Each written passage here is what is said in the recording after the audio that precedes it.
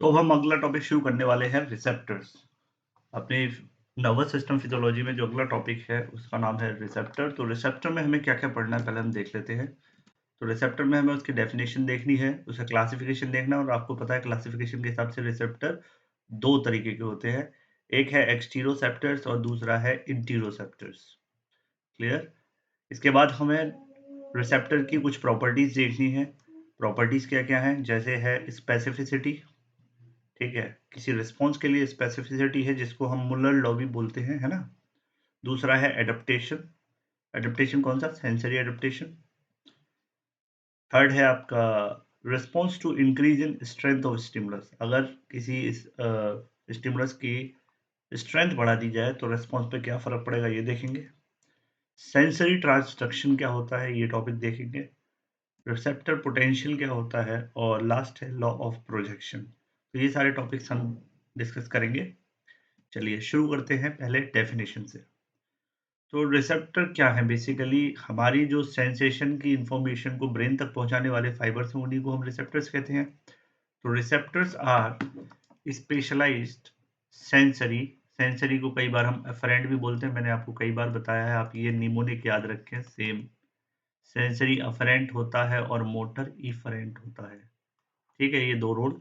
ठीक है, तो सेंसरी और afferent nerve fibre ending that gives response to stimulus. जो भी हमें स्टिमुलस मिला है उसके लिए रिस्पॉन्स देगा, तो वो है आपका receptor. The sensory nerve ending terminate at periphery edge. तो हमारी बॉडी की पेरिफेरी पे यानी स्किन पर या किसी भी बॉडी ओपनिंग पर ये दो तरीके लोकेटेड थे। या तो बेयर अनमाइलिनेटेड एंडिंग, यानी कोई भी ऐसी नर्व जिसकी जो नर्व एंडिंग होगी वो कैसी होगी? अनमाइलिनेटेड। या फिर in the form of specialise capsulated structure, या फिर उस पर कोई स्पेशल टाइप का कैप्सूल लाइक स्ट्रक्चर लगा हुआ होगा अनमाइलेटेड एंडिंग पर, जो रिसेप्टर की तरह एक्ट करेगा। तो रिसेप्टर कई बार नर्व एंडिंग भी हो सकती है और कई बार स्पेशलाइज ऑर्गन भी हो सकता है। ठीक, इसके बाद अगर हम देखें तो when stimulated receptor produce a series of impulse. तो जब भी हम इसको स्टिमुलेट करेंगे, चाहे बेयर नर्व एंडिंग हो या स्पेशलाइज कैप्सुलेटेड स्ट्रक्चर हो, तो इससे एक इम्पल्स जनरेट होगी और वो इम्पल्स जाएगी हमारे ब्रेन में। लेकिन जिस फाइबर के थ्रू वो ट्रेवल करेगी उसका नाम है अफेरेंट नर्व फाइबर। क्लियर? अब बात करते हैं रिसेप्टर को हम बायोलॉजिकल ट्रांसड्यूसर भी बोलते हैं। बायोलॉजिकल ट्रांसड्यूसर ये क्या मतलब है? इसका मतलब है कि रिसेप्टर फंक्शन लाइक अ ट्रांसड्यूसर। ट्रांसड्यूसर का पहले हमें मतलब समझना पड़ेगा। तो ट्रांसड्यूसर एक डिवाइस होती है, ठीक है? ट्रांसड्यूसर एक डिवाइस होती है, ठीक है, जो कन्वर्ट करती है एक फॉर्म ऑफ एनर्जी को दूसरी फॉर्म में। तो transducer is a device which convert one form of energy into another. Clear? तो यहाँ पे रिसेप्टर को हमने बायोलॉजिकल ट्रांसड्यूसर बोला गया है। उसका रीज़न है कि जितने भी तरीके के हमारी बॉडी को स्टिमुलस मिलते हैं, टच है, टेम्परेचर है, प्रेशर है, विज़न है या हियरिंग है, ये सारे के सारे स्टिमुलस हैं। तो ये जो स्टिमुलाई है, कोई आवाज़ सुनाई दी या कुछ दिखाई दिया, ये सब जो चीज़ें हैं वो इन द फॉर्म ऑफ एनर्जी हमें मिलती हैं फ्रॉम एनवायरनमेंट और एक्शन पोटेंशियल में कन्वर्ट होकर जाती है हमारे ब्रेन के पास। तो इस चीज़ को कन्वर्ट करने का काम कौन करता है? रिसेप्टर। इसीलिए रिसेप्टर को क्या बोला जाता है? Biological transducer. क्लियर? अब बात करते हैं रिसेप्टर के क्लासिफिकेशन की, कि रिसेप्टर को कितने पार्ट में क्लासिफाई किया गया है। ठीक, तो जनरली रिसेप्टर को दो पार्ट में डिवाइड किया गया है ना? एक है एक्सटेरोसेप्टर जो हमारी बॉडी के एक्सटर्नल सरफेस पर रहते हैं, दूसरा है इंटेरोसेप्टर है जो हमारी बॉडी में डीपर पोर्शन में इनसाइड द बॉडी रहते हैं। क्लियर? अब हम बात करेंगे सबसे पहले एक्सटेरोसेप्टर्स की, कि एक्सटेरोसेप्टर्स क्या है। So basically, exteroreceptor are the receptor which are present outside the body। ठीक है, यानी बॉडी के बाहर से जो स्टिमुलस मिल रहा है वो उसको गेन करेंगे और उसको फिर हमारे ब्रेन तक पहुंचाएंगे। तो exteroceptors are the receptors which give response to stimuli arising from the outside of the body। Clear? और अगर मैं देखूं तो ये तीन टाइप का हो सकता है, इसको मैं तीन ग्रुप्स में डिवाइड कर सकता हूँ। पहला है, आप इस चार्ट के थ्रू पहले समझें कि एक्सटेरोसेप्टर को मैंने, मान लीजिए एक्सटेरोसेप्टर ए कैटेगरी में है और बी में आएगा इंटीरोसेप्टर। तो क्यूटेनियस फर्स्ट, सेकंड में आप आ जाएगा आपका कीमो रिसेप्टर और थर्ड में आ जाएगा आपका टेली रिसेप्टर्स। अब देखिए क्यूटेनियस रिसेप्टर की मैं बात करूं तो क्यूटेनियस रिसेप्टर में यानी स्किन पर कौन कौन से रिसेप्टर होते हैं। देखिए टच का रिसेप्टर होता है, प्रेशर का होता है, कोल्ड का होता है, वार्म का होता है और पेन का होता है। टच रिसेप्टर जो होते हैं उनके एक स्पेशल स्ट्रक्चर होते हैं, उन स्पेशल स्ट्रक्चर्स के नाम होते हैं अकॉर्डिंग टू द साइंटिस्ट। एक का नाम है मीजनर कार्पसस और दूसरा है मर्कज डिस्क। ये दोनों ही किसके रिसेप्टर हैं? टच के। प्रेशर की मैं बात करूं तो इसके रिसेप्टर का नाम है पेसिनियन, ठीक है। कोल्ड की बात करें तो क्राउसी एंड बल्ब, इसका जो नाम है क्या है? क्राउसी एंड बल्ब। वार्म का क्या है? Ruffini end organ. और pain, pain free nerve ending, ठीक है। नोसी का वर्ड होता है मतलब पेन, तो नोसिसेप्टर बोल दो। पेन रिसेप्टर को हम कई बार नोसिसेप्टर बोलते हैं। और यहाँ पर कोई स्पेशल टाइप का आप कह सकते हो कोई कैप्सुलेटेड स्ट्रक्चर नहीं बनता, ये सीधी की सीधी बेयर नर्व एंडिंग्स होती हैं। क्लियर? जैसा हमने पढ़ा था ना, दो तरीके का होता है, अनमाइलेटेड नर्व एंडिंग हो सकती है या फिर कैप्सुलेटेड स्ट्रक्चर हो सकता है। तो ये मीजनर्स, पेसिनियन, क्रेसी, रफिनी, ये सब के सब क्या है? ये सब के सब कैप्सुलेटेड ऑर्गन है। और इसीलिए नीचे ये स्टार बना के एक पॉइंट लिखा है, receptors of cold and warm together called temperature receptor, क्योंकि दोनों टेम्परेचर की वैल्यू है, इसीलिए इन दोनों को कलेक्टिवली हम थर्मो रिसेप्टर भी बोल सकते हैं। यानी क्रॉसेस और रफिनी बोथ आर थर्मो रिसेप्टर्स, ये याद रखना है, ठीक है। सेकंड कैटेगरी में था अपना कीमो रिसेप्टर। कीमो मतलब केमिकल, केमिकल दो ही है, एक है टेस्ट और एक है स्मेल। टेस्ट के लिए हमारे टंग पर टेस्ट बड होती है और हमारे नोज में ऑल्फैक्टरी रिसेप्टर होता है। टेली रिसेप्टर्स की बात करें तो टेली माने होता है डिस्टेंस, है ना, टेलीफोन वर्ड जैसे बना है।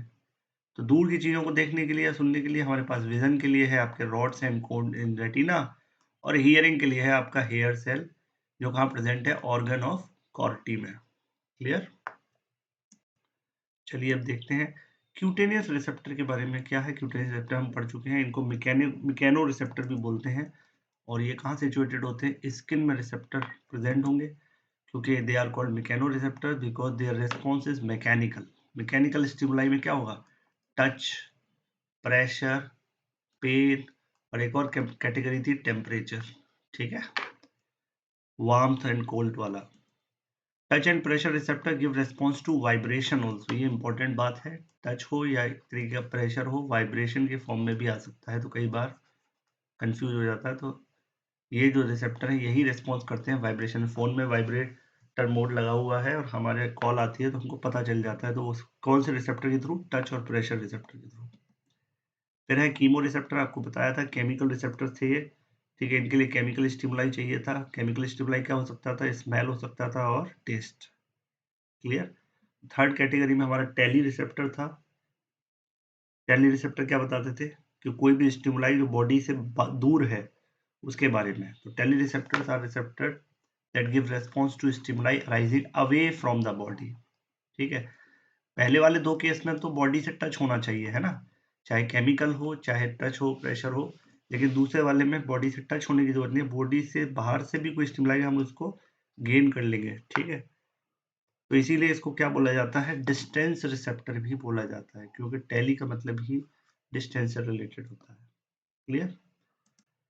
क्यूटेनियस रिसेप्टर्स को अगर हम डायग्राम देखें तो देखिए मीजनर कार्पसस जो टच के लिए था वो कुछ ऐसा दिखता है स्ट्रक्चर। देखिए ये नर्व एंडिंग है, रेड कलर से देखिए नर्व एंडिंग, और ये कैप्सुलेटेड स्ट्रक्चर बन गया। मर्केल्स डिस्क में भी टर्मिनल एंड पर क्या बन गया? Capsulated structure. पैक्सिनियन कार्पसस ऐसा दिखेगा, प्याज की तरह लेयर, है ना, अनियन की तरह ये लेयर दिख रही है। ये नर्व एंडिंग है, नर्व एंडिंग के ऊपर ही कैप्सुलेटेड स्ट्रक्चर है। लेकिन अगर आप यहाँ पेन में नोटिस करेंगे तो पेन में फ्री नर्व एंडिंग है। देखिए कोई भी कैप्सुलेटेड स्ट्रक्चर नहीं है, ये सेल है, ठीक है, एपिथेलियल सेल है जहां तक ये पहुंच रहे हैं, ठीक है। बिटवीन द सेल ये आपको देखने को मिल रहा है, लेकिन इस पर कोई कैप्सुलेटेड स्ट्रक्चर नहीं है। क्राउसिस में या कोल्ड के लिए जो अगर आप देखेंगे तो यहाँ पे भी एक कैप्सुलेटेड स्ट्रक्चर बन गया। और रफिनी नर्व ऑर्गन है, रफिनी में भी ये आप देख सकते हैं इस तरीके से स्ट्रक्चर दिख रहा है। तो ये यहाँ पे मेनली यहाँ पे भी कैप्सूल बना हुआ है, ठीक है, ये भी कैप्सूल बना हुआ है नर्व एंडिंग के साथ साथ।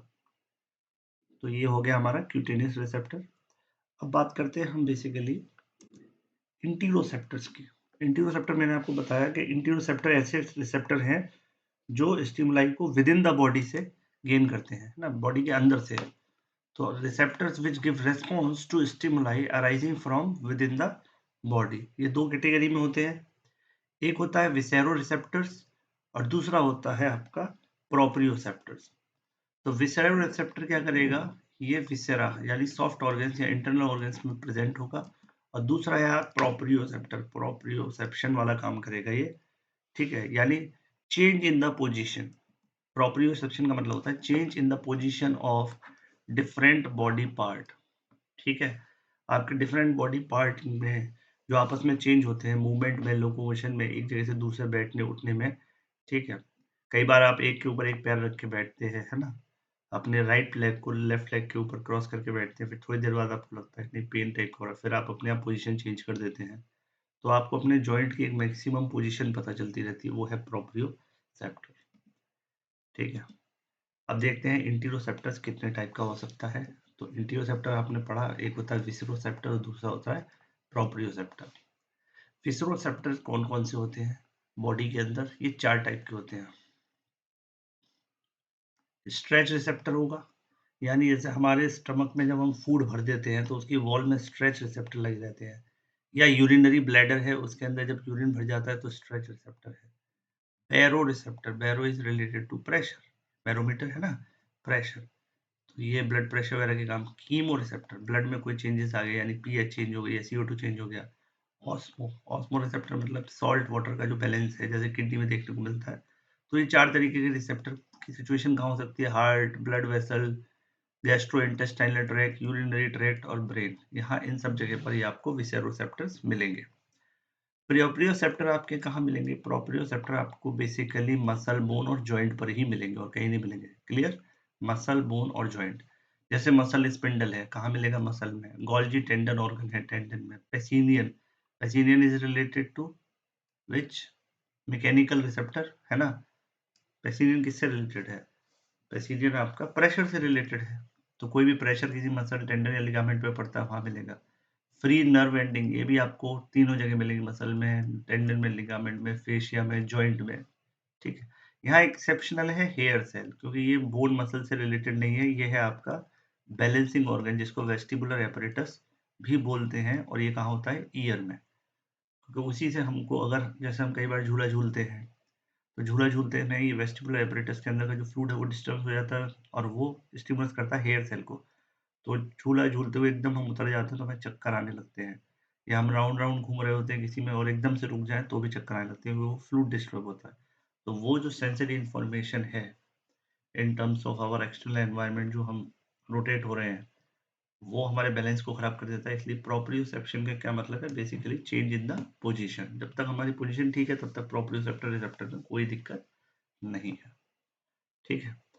अब हम डिस्कस करेंगे प्रॉपर्टीज ऑफ द रिसेप्टर।